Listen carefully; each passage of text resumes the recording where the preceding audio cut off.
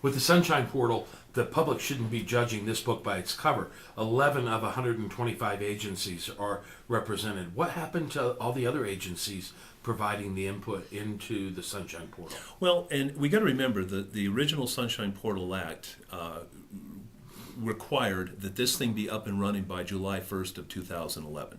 So I'm delighted that we have this thing up right now for what we call the soft rollout. And again, this is a process. This is not, everything is up and running exactly as we wanted it to be yet. So agencies are working with the Department of Information and Technology to get their database configured in a way that it will flow in. There's a vendor that's working with the Department of Information Technologies that is setting this thing up. So there's a lot of work to be done to get that data that's available with the agencies and departments configured in a way where it can flow into the Sunshine Portal. So there's some work to do there. And the target, July 1st, 2011, this year, all of that is supposed to be in the system and available to the public. What's in there now is what we could readily access just to get it up so people can look at it and begin to participate in this process and help us make it better and expand it. So we're going to get there, but this is a soft rollout, and I want to make that clear. But not much sunlight is escaping from the Sunshine Portal right now. We did an interesting analysis, and one of the first observations that we had was that it's a .com and not a .gov website. So here's a government portal that has a .com and is being managed by an independent contractor who, when you put in the real-time sites, the name of the company that is managing this portal into the contract database to find the contract, it does not show up. You have to be especially inside the loop to know that you need to search the contract by a different name than the name that's listed in and of itself on the website, where it says real-time sites. It has the contract to manage the soft rollout with the Department of Information Technology. When you go to the Information Technology drop down and go into a deep dive and type in the real-time sites, it doesn't show. Well, when we did the soft rollout, we had a big press conference over it, and the then secretary of that department actually demonstrated for all of us there. He was able to pull up that contract. Yeah, but the contract is not pulled up under the name Real-Time Sites. For some reason, it comes up as SKS LLC. But the portal, which is supposed to be transparent, says that it's being managed by Real-Time Sites. The public would have no idea about the name SKS. How does that explain? Well, again, soft rollout. We contracted the Department of Information Technologies, made a decision to bring a contractor in that's worked and done this sort of thing before. We didn't want to have to spend taxpayer money reinventing the wheel. We wanted to try to bring some professionals in that have done this before. It would save us time, it would save us money. They have done that. They set up the basic architecture for this. Now, the state will have to make a decision as to whether, in what capacity they will keep that contractor, either in a maintenance kind of a mode, or what I understand what the department would really like to do is have all this integrated directly into the Department of Information Technologies, where they will completely handle it, have trained staff to do this thing from here on out. So I think you're looking at a transition. Again, the soft rollout in December, the July 1st, 2011 date where this thing is really supposed to be totally functional and operational, and you also had a transition with administrations, new governor, new secretary of the Department of Information Technology, new staff. So it's kind of in a transition now. We're in an in-between. I want to make sure that data that's in there is updated. Some of it's not yet, and that they're working on that. But Senator, wouldn't you say that with the goal of transparency, that it's a little misleading to put on the Sunshine Portal that it's being managed by Real-Time Sites, and that company doesn't show up as having the contract to manage the site in the portal itself? Well, I'd have to take your word for it. I know that when I saw a demonstration, we were able to pull up that contract, and you could see exactly how much money has been spent by the Department of Information Technologies for that vendor. I don't remember exactly how Marlon Mackey, the then secretary, got into it, but it was there at one time, and I will certainly go back and look. But again, I just would like to caution people to be patient here. We have a soft rollout. We got it out ahead of time just so we could hear what I'm hearing from you today. We need this constructive criticism, and we need ideas for improvement. And we need thousands of eyes looking at this and helping us to make it better. So we're working towards that.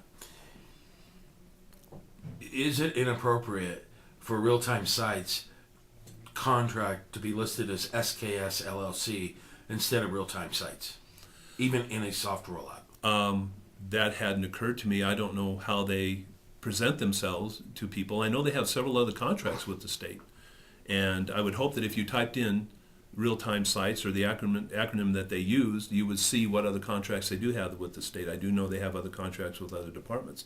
So they've been a contractor with the state for quite some time. But yeah, it would trouble me to know if there was a situation where people were playing games with, what do you call it? Do you roll it back into an acronym? Do you, I mean, that sort of thing troubles me a lot. I would like to see things in there in a way where you could get a hit through a couple different ways. You could look at contracts by department.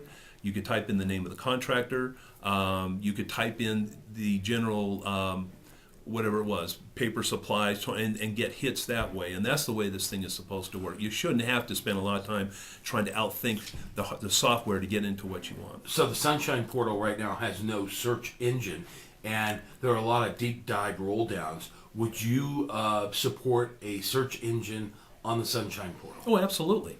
Because you got to remember, I hope that we can build this thing for lay people that aren't experts, professionals, contractors that do this on a regular basis, insider people that understand kind of where to go.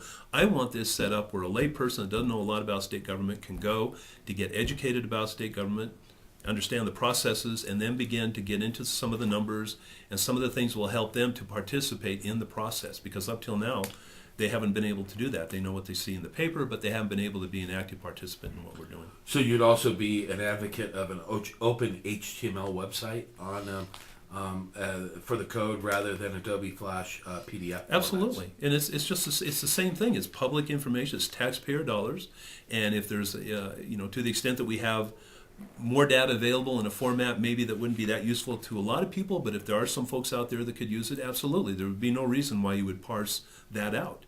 We're talking about the same thing. It's just how much of it, in what format do we present it on the portal, and then how do we satisfy the requests of other folks that want to just see raw data perhaps to use themselves. And so right now, let's go back to real-time sites or SKS. When you actually find the information, it is in a column format, but and it says how much the contract's worth and what the general description of the contract's for. Mm-hmm. But it doesn't allow you to download the contract to see what criteria and what who's measuring it, who's measuring this beta site, right? And if they're performing up to the terms of the contract. Should the contracts also be able to be looked at in total rather than just a brief one-line description of the contract? That's a really good point, and that's one of the first things that has come up. And I think that in the one-line breakdown that you see now, who got it, the contract date, what it was generally for, that's very useful to, again, a lot of lay people. The 320, the bill that I have this year, Senate Bill 327, not only brings public education in, but if you go back and look at it, I have an amendment now to that bill that deals just with contracts. Because we realize that people want to see the contracts themselves. Now, some of these could be 100 pages long. A lot of people may not be interested in it, but some people will be. And we're having discussions now about how to do that. There's a lot of information in contracts that is confidential. So, how do we parse that out and then make the contract available? We're talking about perhaps links. Very easy to track links back to some of these department and agencies where you could then extract the contract. One thing that's useful, I think, on the portal the way it is, you can get a contract number. And one thing I've heard in the past is when people go in looking for information, it's hard to sometimes describe what you want or to then to have to wait a long time for somebody to figure out what it is you want. If you have a contract number, it makes it easier than it's been in the past. You go in, you know what you're asking for. But I would like to see, if we can't bring the contracts into the portal, create some links where you could go directly to that department and agency and have a copy electronically of that contract. Absolutely. And one thing that's going to be good with this portal, once we get this thing up and running this way, people are going to be filing fewer Freedom of Information Act requests. So people hopefully will get their information quicker and cheaper to the extent you don't have to pay somebody to print all this off in hard copy. And so there's some cost savings that I think we'll begin to realize later too. But the idea is it should be easy, it shouldn't be hard, and it shouldn't take professionals to dive in and figure out where to go to get this stuff. Anybody should be able to get it. Did the state need to go to an outside contractor when there are obviously some real solid information technology employees already working for the state? Just look at legislative services inside the Roundhouse and the fact that you can search for a bill by house, by topic, and I think that that is a .gov site and managed by people already working for the state.